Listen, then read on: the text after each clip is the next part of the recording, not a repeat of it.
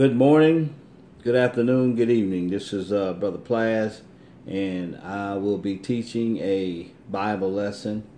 And the title of this lesson is called Dry Bones in the Valley, which is also the captive.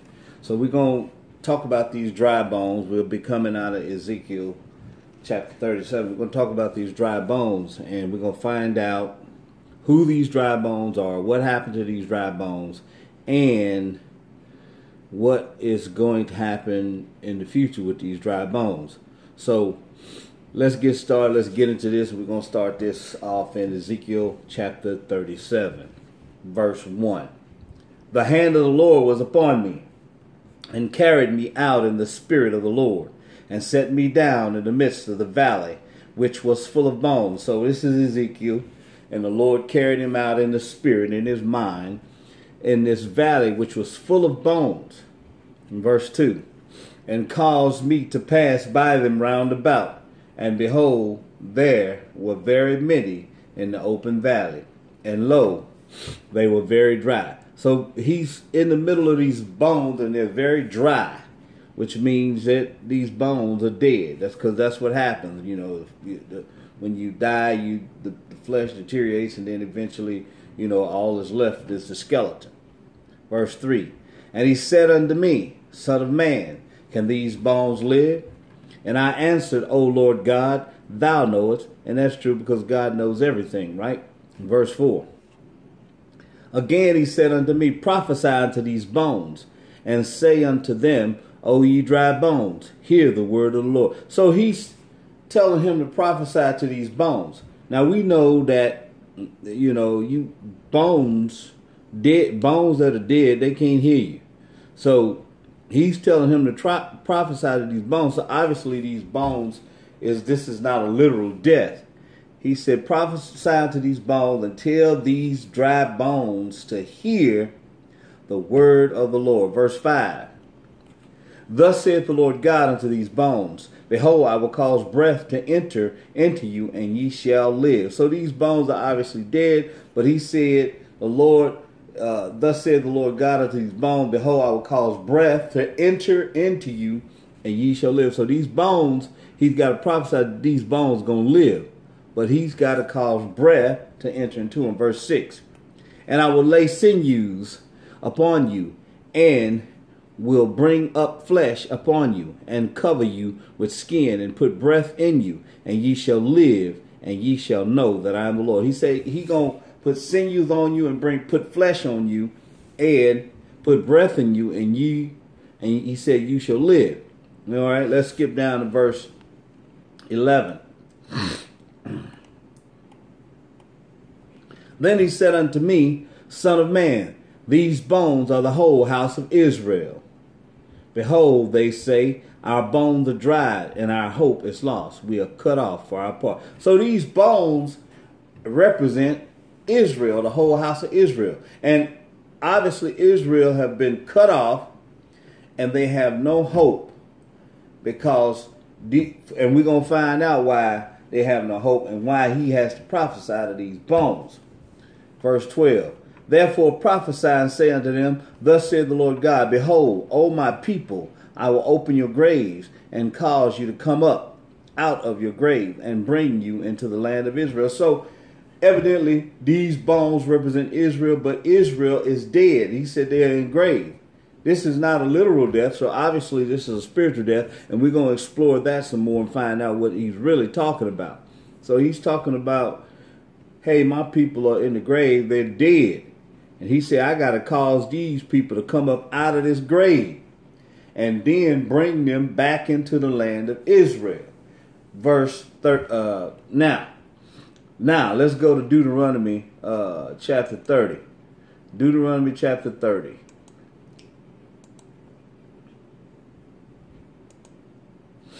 Deuteronomy chapter 30, and we're going to start at verse 1. And it shall come to pass when all these things are come upon thee.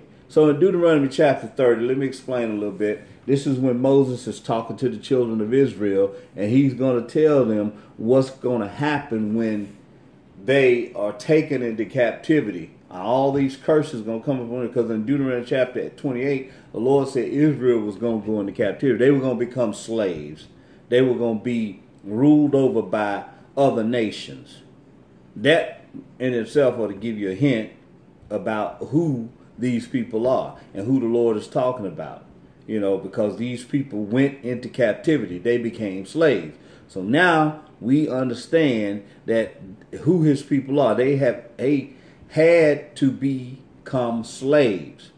So when you put your finger on the people, that a whole nation that became slave, you've just put your finger on Israel. So let's go on. Deuteronomy 30:1. And it shall come to pass when all these things are come upon thee, the blessing and the curse, which I have set before thee, and thou shalt call them to mind among all the nations whither the Lord thy God hath driven thee. Verse 2. And shall return unto the Lord thy God, and shall obey his voice according to all that I command thee this day, thou and thy children, with all thine heart and with all thy soul. So during this time, his people are going to start waking up, and they're going to start obeying his word. They're going to remember who they are. They're going to realize who they are. They're going to start keeping his commandments and doing what they were supposed to do even before they went into captivity. Verse 3, then the Lord thy God will turn thy captivity and have compassion upon thee, and will return and gather thee from all the nations whither the Lord thy God has scattered thee. So this is the death that the Lord is talking about. These people, so then that the Lord is going to return and God will turn thy captivity. Because see, these people don't know they're in captivity. You know, they're not on the plantations anymore, but they still in captivity. Why? Because they really don't have any rights. That's why, you can shoot the slave and get away with it. You can shoot the captive and get away with it because, you treating him as a captive. What you're literally saying, hey, you have no rights. I could shoot you. I could hang you. I could rape you. I could do whatever I want and get away with it because you are a captive. That, my friend, that's a hint on who the Lord is talking about, who his people are. That's another hint. And have compassion upon thee, and will return and gather thee from all the nations whither the Lord thy God has scattered thee. So he said, I'm going to gather you from all these nations whither the Lord thy God have scattered thee. So evidently, these dry bones, his people, they have been scattered. They have gone into captivity. He said they are very dead. So he got to bring them back to life. We got to put some breath in them and bring them back to life and bring them out of the grave. Now let's skip down to verse 15. Deuteronomy 30:15. See, I have set before thee this day life and good, and death and evil. So Moses said, look, the Lord has set before you life and good, and death and evil. So you got a choice here. You got to choose between life and death. Verse 16. In that I command thee this day to love the Lord thy God. This day is still this day, because whatever day that was is still this day. In that I command thee this day to love the Lord thy God, to walk in his ways, and to keep his commandments and his statutes and his judgment, that thou mayest live and multiply. And the Lord thy God shall bless thee in the land whither thou goest to possess thee. So he charged them, if they keep the commandments and they keep his commandments and his statutes and obey his law, he gonna bless them and cause them to live and multiply in the land that he blessed them with, which we know is Israel. Verse 17. But if thine heart turn away, so that thou wilt not hear, but shall be drawn away, and worship other gods, and serve them. Verse 18. I denounce unto you this day that ye shall surely perish, and that ye shall not prolong your days upon the land, whither thou passeth over Jordan to go and possess it. So he say, if you don't do what I say do, you are going to perish, and you will not exist for a long time on this land. So he's letting them know, you got a choice. You can keep these commandments, and you can go into this land, and you can multiply, and you can live and be here for a long time. Verse 19. I call heaven and earth to record this day against you. So the Lord right here now, he's calling heaven and earth to witness this against you, that I have, he said, I call heaven and earth to record this day against you, that I have set before you life and death, blessing and cursing. Therefore choose life, that both thou and thy seed may live. He said, I'm calling heaven and earth to be a witness against you. He said that I've set before you life and death, blessing and cursing. Therefore choose life, that both thou and thy seed may live. So evidently, his people chose death instead of life. Why? Because we talking about these dry bones. The title of this lesson is Dry Bones in the Valley. So if they're dry bones, which means they're dead, it obviously means that they chose death. Verse 20.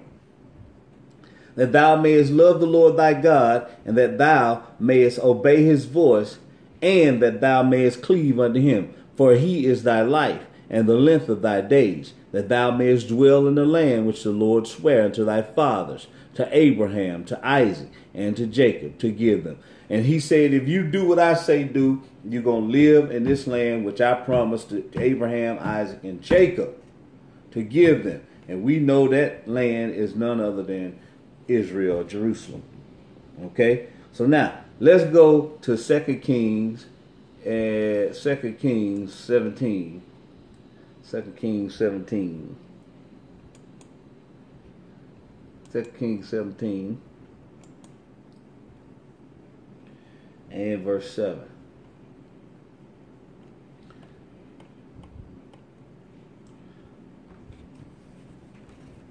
For it was that the children of Israel had sinned against the Lord their God, which had brought them up out of the land of Egypt from under the hand of Pharaoh, king of Egypt, and had feared other gods. So this is the children of Israel, and we know that they sinned against the Lord. How did they do this?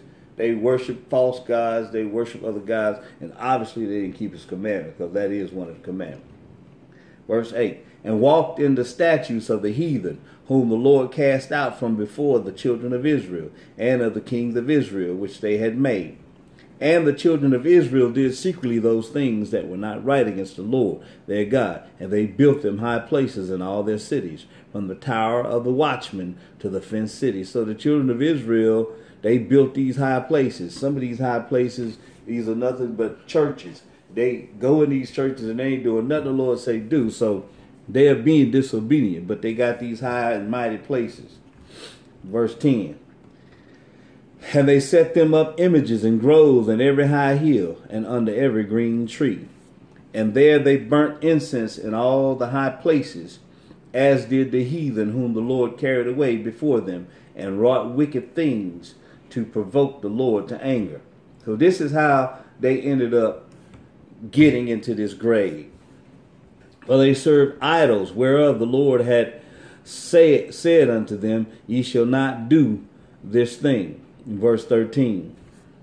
Yet the Lord testified against Israel and against Judah by all the prophets and by all the seers, saying, turn ye from your evil ways, and keep my commandments and my statutes according to all the law I commanded your fathers, and which I sent to you by my servants, the prophets. So the Lord was warning Israel, and he was sending his prophets to warn them, but obviously they didn't listen, right? Verse 14. Notwithstanding, they would not hear, but hardened their necks, like to the neck of their fathers, that did not believe in the Lord their God.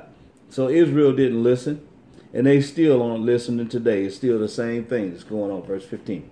And they rejected his statutes and his covenant that he made with their fathers, and his testimony which he testified against them. And they followed vanity, and became vain, and went after the heathen that were round about them, concerning whom the Lord had charged them, that they should not do like them. So the Lord said they followed vanities, they followed the heathen, they followed all these things, just as what they're doing today. Like, you know, they keep Christmas like it's something holy. It is not. It's not in the Bible. The Lord never celebrated Christmas. Israel, the prophets never celebrated Christmas. This is something they keep, and it's vanity. It's in vain, because you're doing it for nothing. The only people that's benefiting from it or the people that's in business selling you all this merchandise and making money off of it. So they're making merchandise of you. That's who's benefiting from this. But you ain't getting nothing out of it. You keeping this day, and trust me, the Lord is looking at it. And they left all the commandments of the Lord their God, and made them molten images, even 2 calves, and made a grove, and worshiped all the host of heaven, and served Baal. So they left the commandments, which they do today. They don't keep the Sabbath. They do whatever they want to do. They doing Christmas, and they setting up a tree, which is a grove. That's what a grove is, a tree. You setting this tree up, and you doing all this in the name of the Lord. And the Lord ain't got nothing to do with it, because he never told you to do it. And he said they worship all the host of heaven and serve Baal. So they were serving false God. That's what Baal represents, false God. Verse 17. And they caused their sons and their daughters to pass through the fire, and used divination and enchantments, and sold themselves to do evil in the sight of the Lord, to provoke him to anger. So, you know, they were using divination and enchantment, which they still doing that today. If you are calling these people to read your palm, or to tell you your future, this is what you're doing. The Lord told you don't get involved in that. And it's, you know, he told you don't get involved in this stuff. So they provoked the Lord to anger with this, because Israel was only supposed to go to the Lord for answers, nobody else. Verse 18. Therefore the Lord was very angry with Israel, and removed them out of his sight. There was none left but the tribe of Judah only. So the Lord was angry with Israel, and he moved them out of his sight, and there was none left but the tribe of Judah. And the reason that was because, you know, the Lord had the 10 tribes taken out by the Assyrians, and then later on he had Judah taken out. You know, he had Judah taken out. Verse 19. Also Judah kept not the commandments of the Lord their God, but walked in the statutes of Israel which they made.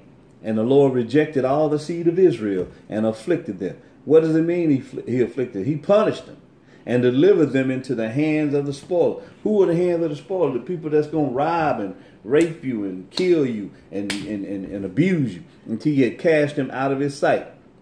Verse 21. For he rent Israel from the house of David, and they made Jeroboam the son of Nebat king. And Jeroboam drave Israel from following the Lord, and made them sin a great sin. So just Jeroboam, he was a king, but he was an evil king, and he caused Israel to sin against the Lord. But if you wise, if your king is leading you into the path of destruction, if you're wise, you won't follow. You should not go against the Lord, even for your king. You know, you remember the Hebrew boys. You know, Shadrach, Meshach, and Abednego. They did not obey the king, which was they did not obey King Nebuchadnezzar. Why? Because, you know, they did not want to go against the Lord. It's just that serious. Verse 2 Kings 17:22. For the children of Israel walked in all the sins of Jeroboam, which he did. They departed not from them. So they kept sinning, and they wouldn't stop doing it. They would depart from it, until the Lord removed Israel out of his sight, as he had said by all his servants the prophet. So was Israel carried away of their own land to Assyria unto this day. So that was the first 10 tribes. They were brought to Assyria, right? That's what happened. You know, king of Assyria brought them there, and guess what happened? He replaced them with other people. Now, let's go to Jeremiah, and let's take a look at this. Jeremiah chapter 7. Because Jeremiah was warning Israel about what they were doing, and he was trying to warn them about what would happen. Now, Jeremiah chapter 7, verses 1. The word that came to Jeremiah from the Lord, saying, stand in the gate of the Lord's house, and proclaim there this word, and say, hear the word of the Lord, all ye of Judah, that enter in at these gates to worship the Lord. Thus saith the Lord of hosts, the God of Israel, amend your ways and your doings, and I will cause you to dwell